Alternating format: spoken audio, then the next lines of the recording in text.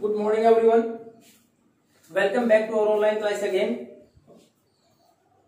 In the last class we have discussed about the structure of atmosphere and we read about different layers of the atmosphere. पिछली class की अगर बात करें तो हमने structure of atmosphere पढ़ा था कि कैसी संरचना है हमारे वायुमंडल की। उसके बाद हमने डिफरेंट लेयर्स पढ़ी थी एटमॉस्फेयर की, ट्रोपोस्फेयर, स्ट्रेटोस्फेयर, मेसोस्फेयर, एक्सोस्फेयर। तो हमने अलग अलग लेयर पढ़ी थी एटमॉस्फेयर की। अब हमारे पास उन लेयर्स में अलग अलग हमने उनकी क्वालिटी और फीचर्स पढ़ी थी कि किस प्रकार हमारे यहाँ ज्यादातर जो चेंजेस हैं क्लाइमेट के ट्रोपोस्फेयर तक ही सीमित हैं। उसके बाद स्ट्रेटोस्फेयर में हमारे पास ओजोन लेयर सबसे इंपॉर्टेंट है। तो ये हमने अलग अलग फीचर्स पढ़ी थी उन सबकी। और लास्ट अगर बात करें एक्सोस्फेयर में तो जाने के बाद वहां की और बहुत हल्की जो गैसेज है हीलियम और हाइड्रोजन वही पाई जाती है। नहीं कुछ चेंजेस हमारे यहाँ जो हमारे यहाँ विड्थ के अनुसार की कितने किलोमीटर के बाद, जैसे हमने शुरुआत में 13 किलोमीटर तक हमारे पास ट्रोपोस्फेयर थी, फिर 50 तक स्ट्रेटोस्फेयर थी, फिर 80 तक मेसोस्फेयर, थर्मोस्फेयर। तो इस प्रकार हमने लेयर का जो अलग अलग पार्ट पढ़ा था उसकी फीचर्स पढ़ी थी। अब हमारे पास है वेदर एंड क्लाइमेट, कि हमारे पास मौसम और जलवायु, वेदर मौसम और क्लाइमेट जलवायु। अब इस बुक में जैसे स्टार्टिंग दे रखी है, इसमें दे रखा है कि जैसे हम किसी भी क्रिकेट मैच है या कोई हो सकता है फुटबॉल हो, हॉकी हो, उससे कोई मैच होता है, उससे पहले मौसम संबंधित जानकारी की, वहां कैसा मौसम है, क्या मैच हो पाएगा कि नहीं, बारिश होगी या फिर सूरज निकला रहेगा, it will be sunny day और देयर विल बी रेन। तो ये सारी चीजें हम ध्यान देते हैं। उसी प्रकार अगर हमें किसी प्रकार बाहर निकलना हो, कहीं बाहर जाना हो किसी इंपॉर्टेंट वर्क से, तो उस टाइम पर हम बाहर देखते हैं कि मौसम कैसा है, यानी बाहर कैसा है, सूरज निकला हुआ है या बारिश होने वाली, उसी प्रकार हम अपनी प्रिपरेशन करते हैं। तो ये सारा क्या है, वेदर। और ऐसा नहीं है कि ये पर डे बदलता है। वेदर की अगर बात करें तो it can change with in an hour, एक घंटे में बदल सकता है। अभी कुछ देर पहले अगर आप देखें कि हो सकता है बहुत सारे बादल और अचानक से कुछ देर के बाद, एक घंटा 1.5 घंटे के बाद देखें आप सूरज निकला हुआ हो। तो इसमें क्या है, the phenomena of atmosphere in which the changes ओकर विद इन एन आवर और ए डे, कि एक दिन में या कुछ घंटे में मौसम जो परिवर्तन आ जाए एटमॉस्फेयर में, वो क्या हमारे पास वेदर है। But when our some conditions of the climate और some conditions of weather conditions continue for a longer period of time. Weather की बात कि हमने देखा कि अब सूरज निकला हुआ है, अब कुछ देर के बाद बारिश हो सकती है, इस प्रकार का है, तो वो बार बार जो बदले वो तो वेदर, लेकिन उसी प्रकार की कंडीशन लंबे समय तक रहे। जैसे हम मानते हैं मॉनसून सीजन कि जून जुलाई से लेकर सितंबर अक्टूबर तक बारिश का मौसम होता है, कभी बारिश आ सकती है। तो वेदर कंडीशन लंबे समय तक रहती है, एक ड्यूरेबल टाइम हमने 3 से 4 महीने।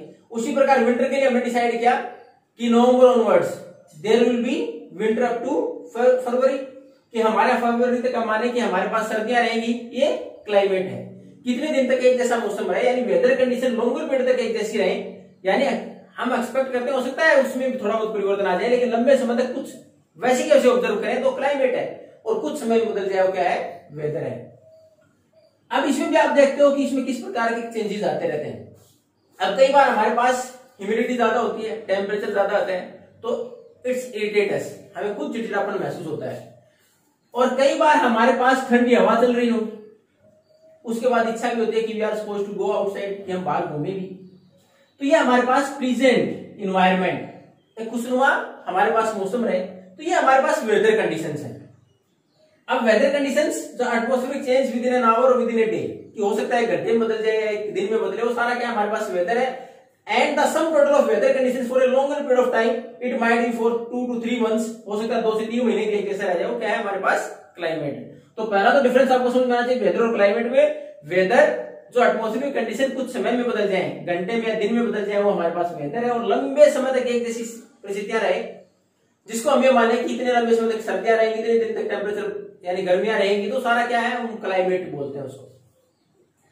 अब इसमें सबसे इंपॉर्टेंट चीज कौन सी है इस वेदर और क्लाइमेट में, वो है टेम्परेचर। अब टेम्परेचर क्या है, the degree of hotness and coldness, कि हमें अब ठंड लग रही है, हमें गर्मी लग रही है, तो सारी चीजों बदलाव है क्या है, टेम्परेचर है। कि हमारे किस हद तक हमें ठंड लग रही है, कितना हमें गर्मी लग रही है, तो उसको हम क्या है, वेरी करता है, उसको बोलते हैं टेम्परेचर। अब टेम्परेचर किस चीज पर डिपेंड करेगा, टेम्परेचर डिपेंड करता है mostly on the basis of insolation. अभी इंसोलेशन क्या है? What is insolation? The heat which is generated through the sun and intercepted by the earth. अब हमारे यहां सूर्य की रोशनी जो अर्थ तक आती है, हाँ, वो अर्थ तक आने के बाद कितनी हम इंटरसेप्शन का मतलब अवरोध कितनी हमारे अर्थ के ऊपर रुक जाती है। और उसमें आपने एक महत्वपूर्ण फैक्टर पढ़ा था, शुरुआत जब हमने की तो एयर क्या है? Composition of gases. गैसेस की कंपोजिशन तो है एयर। उसमें हमने गैस पढ़ा था कार्बन डाइऑक्साइड। अब कार्बन डाइऑक्साइड का काम क्या था कि हमारे यहां जो amount of heat we are going to receive from the sun, जो सूर्य की रोशनी हमारे से रिसीव हम सूर्य से रिसीव करते हैं अर्थ पर, जब वो वापस आती है, रेडिएट होकर वापस आती है, तो उसके बाद जो हमारे पास कार्बन डाइऑक्साइड है उसको रोकने का काम करती है, यानी वो हमारी पृथ्वी की सतह में रोकने का काम करती है, जिसकी वजह से हमारे टेम्परेचर बना रहता है। तो उसी प्रकार हमारे पास ये है इंसोलेशन। तो ये हमारे पास amount of heat receive from the sun and intercepted by the earth, हमारे अर्थ के ऊपर जिसको रोक लिया जाए, वो इंसोलेशन है। अब इसमें अंतर कैसे आता है? It decreases from equator to the polar reason.